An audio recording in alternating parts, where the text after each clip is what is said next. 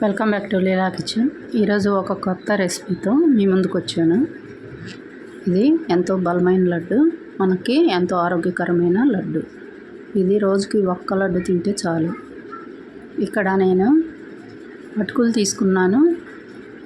అటుకులు ఇక్కడ కావలసిన పదార్థాలు: అటుకులు, నువ్వులు, బెల్లం, యాలకులు, నెయ్యి మొదలగునవి తీసుకోవాలి.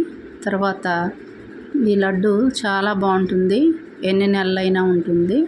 ఇలా తయారు చేసి బాక్స్లో పెట్టుకొని పిల్లలు పెద్దలు అందరూ ఎంతో టేస్టీగా తినవచ్చు. చాలా బాగుంటాయండి ఈ లడ్డులు. తప్పకుండా మీరు ఇవి చూడగానే వెంటనే చేసుకోండి. చాలా రుచి, ఆరోగ్యం కూడా. తర్వాత నేను ఇక్కడ ఎండు కొబ్బరి తీసుకున్నాను. ఎండు కొబ్బరిని సన్నగా కట్ చేసుకోవాలి. ముక్కలు సన్నగా కట్ చేసుకున్న తర్వాత పక్కన ఉంచుకోవాలి. తర్వాత నువ్వులు, 1 కప్పు నువ్వులు తీసుకున్నాను. బాగా దోరగా వేయించుకోవాలి. దోరగా వేయించిన తర్వాత యాలకులు 4 దానిలో వేసేసుకోవాలి. బాగా దోరగా వేగిన తర్వాత వాటిని పక్కన పెట్టుకోవాలి. తర్వాత 1 పెద్ద కప్పు అటుకులు తీసుకొని అటుకుల్ని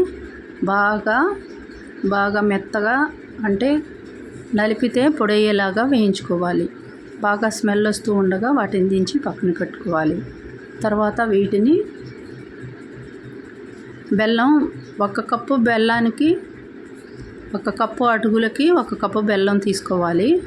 నేనైతే ఇక్కడ స్వీట్ తక్కువగా తింటాను కాబట్టి తక్కువగా తీసుకున్నాను. 1/2 కప్పు తీసుకున్నాను బెల్లం. తర్వాత ఈ యాలకులు, ఎండు కొబ్బరి, నువ్వులు మిక్సీలో వేసి బాగా మెత్తగా గ్రైండ్ చేసుకోవాలి. తర్వాత వీటిని కొద్దిగా వేసి అటుకులు బాగా పౌడర్గా చేసుకోవాలి.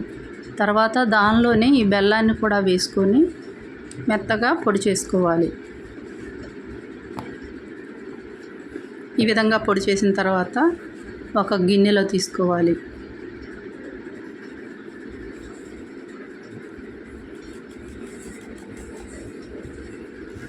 ఈ విధంగా గిన్నెలోకి తీసుకున్న తర్వాత ఈ పొడి మొత్తాన్ని, మిశ్రమాన్ని మొత్తాన్ని బాగా కలుపుకోవాలి. మెత్తగా పొడి చేసుకోవాలి. దీనిలో అనేకమైనవి వేసుకోవచ్చు. జీడిపప్పులు, బాదం పప్పులు, మరి పిస్తా పప్పులు అన్నీ కూడా ఇలా లైట్గా దోరగా వేయించి వేసేసుకోవచ్చు. ఈ పౌడర్లోకి ఒకటేమిటండి అన్నీ వేసుకొని బాగా లడ్డూగా చేసుకోవచ్చు. ఎందుకంటే బలమైన లడ్డు చాలా బాగుంటుంది. రుచికి రుచి, బలానికి బలం ఈ లడ్డు. తప్పకుండా మీరు మీ కిచెన్లో చేసుకోండి. ఈ విధంగా తయారు చేసుకొని బాక్స్లో పెట్టుకోండి. నేనైతే ఇక్కడ మరీ రౌండ్గా చేయలేదండి, మీరు రౌండ్గా చేసుకోండి. చాలా బాగుంటుంది. బాక్స్లో తీసుకోండి, మూత పెట్టుకోండి.